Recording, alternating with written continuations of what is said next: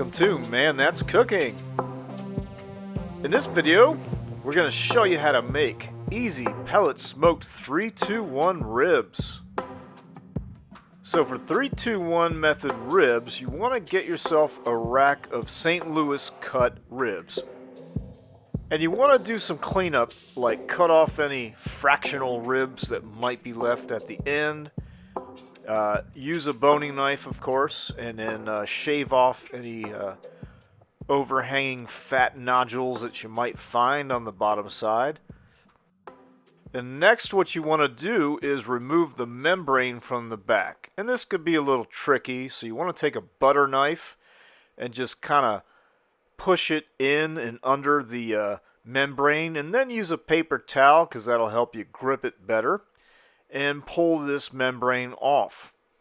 Now, every rack of ribs is different, and every membrane comes off differently. Some are more feisty than others, some come off real easy. And you might find some tools on the internet that help you take this off. No, you just need a butter knife and a paper towel. So the first step is to put down a binder, and that's going to be yellow mustard. And what the binder is going to do is hold the rub to the meat. You're not going to taste this yellow mustard at all. What you're going to taste is this rub. And for the first rub, you want to use AP rub from Killer Hogs. This is a salt, pepper, and garlic rub. And following that, you want to throw down some Holy Voodoo from Meat Church. Now you can see that little blob of whatever it is at the end. Just go ahead and slice that off because that's going to burn up during the cook anyway. Alright, so flip the ribs over, and you can see at the end here we have this strip of fat. So use the boning knife to get underneath it to create a little tip that you can hold on to, and then pull that fat with the boning knife, cutting it right off like that. Now there's a little bit of silver skin left underneath that, but that's okay. As long as it's small amounts, you won't notice the chew. So on the top side, repeat the binder and the rub steps. So you can find these rubs at our website, manthat'scooking.com. You can also look into making your own rubs from scratch. That's also really fun to do and delicious as well. So it's time to fire up the pellet smoker. I'm gonna set it at 235 Fahrenheit with hickory and cherry pellets. And if you have one of these, if you don't get one, but you want to add a smoke tube, and you want to put some of those hickory and cherry pellets into that smoke tube and fire it up. And that's going to add additional smoke flavor. I can feel the stick burner people mocking this video right now. But hey, it's all about the finished product, right? Right. Look at those ribs, they're sweating. So while your smoker is warming up, you just want to let these ribs sit. You want them to sweat a little bit. And once your smoker reaches temp, go ahead and put these ribs on the top rack if you have one, and bunch it together, like kind of squish it together a bit. Then you want to cook by time, so after 1 hour you want to spritz your ribs. So you can use a variety of things like apple juice, apple cider vinegar, maybe mix in some Worcestershire sauce. But really the flavor is not going to make much of a difference, kind of like the mustard binder. The point is to keep things moist. So on the second hour mark from when you put the ribs on, you want to repeat this process and spritz the ribs once again. So 3-2-1 method is all about smoking the ribs for 3 hours, uncovered, unwrapped.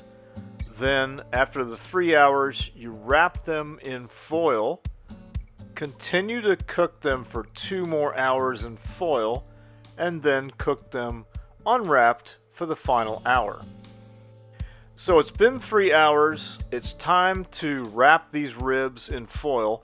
And you want to use 2 sheets of heavy-duty foil. That's going to prevent the rib bones from breaking through the foil and letting out any steam. because it's the steam that's going to be braising these ribs and making them tender. So before you transfer the ribs over to the foil, you want to throw down some flavoring. So you're going to add some fat by putting down some pads of butter. You can use salted or unsalted, whichever you've got. Some honey, some brown sugar, and then we're going to kick it up a notch and use some sweet heat from tiger sauce. So you're going to take your ribs and lay them down meat side down into this goodness, and it's going to add flavor to that meat.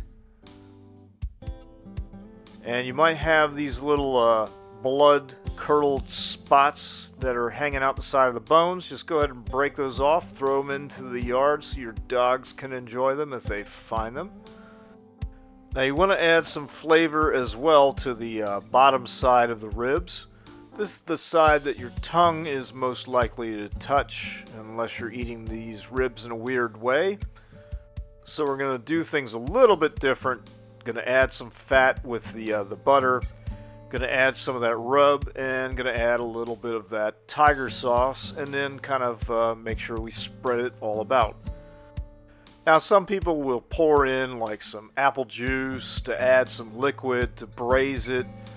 Yeah, you could do that. I mean, there's so many things you could do with ribs. I mean, you don't even have to do 3, 2, 1.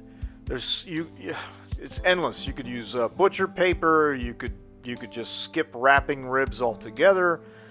But this is just one way of doing it. And if you're new to cooking ribs on a pellet smoker, you need to try all the different ways and find the method that you enjoy the most. Once the ribs are wrapped, put them meat side down on the smoker and cook for 2 hours. So now you've completed the 3 and the 2, and now it's time to take care of the 1. So unwrap these ribs, and you're going to see that the bones might have some breakthrough a little bit, and that's not terrible, it's not bad. You should still be able to pick up these ribs, and you should still be able to handle them. But if they completely fall apart at this point, they are probably a little bit overcooked. So, you should be able to take these ribs, pick them up, flip them over, and what you're going to do is put these back on the smoker, and then it's time to sauce them down. And this is going to be the final one, the final hour of the cook. And if you don't like barbecue sauce, that's fine. Skip this step, maybe throw down a little bit more of barbecue rub on top. But this is where you want to glaze the top side of the ribs, and the bottom, that's up to you if you want to do that or not. Now you want to increase your smoker temp to 250 Fahrenheit, and you want to smoke these ribs until they reach 195 Fahrenheit. You could see man here is using a needle probe from Thermalworks, and that's connected to the blue dot, which is a pretty handy device. It's going to give you a Bluetooth reading on your phone or your tablet. Make sure the needle probe doesn't touch any bones, or it's going to skew the reading. You just want the meat. And if your pellet tube went out, add some more pellets to add some more flavor to these ribs. Oh yeah. Take a look at that. Doesn't that look good? Are you getting hungry? Look at that color. It's starting to come together, huh? Looking good.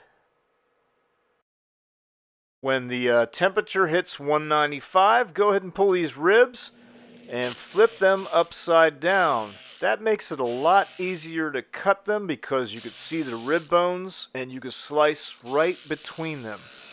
Now, you definitely want to let these ribs rest before slicing them. Give it about 5 to 10 minutes. Some people do a lot longer than that, but 5 to 10 minutes is good enough for most meats to let the juices settle. Food porn flyover. Oh yeah, take a look at that. Look at that rib. Look how meaty that rib is. Now that is a good clean bite, right to the bone. Nothing sticking on the bone. Came off nice and clean. Look at that flavorful glaze on top. Take another bite. Oh yeah, nice clean pull off of that rib bone. You can see the glaze is still kind of glycering. You've got that smoke color on the meat there. Now these are tender enough that your granny can eat them with her dentures, but they still got a little bit of tug there, and that's how we like it. So that was easy, right? It just takes about 6 hours and maybe 30 minutes prep time, so all you need is time, not a whole lot of effort. The pellet smoker does all the work, managing the temps, managing the fire. You don't have to sit there and keep throwing sticks in the side. Look at that meat coming right off the bone, nice and clean. So hey, thanks for watching this video. Click like, click subscribe, check us out at manthat'scooking.com, and check out our other pellet smoker videos.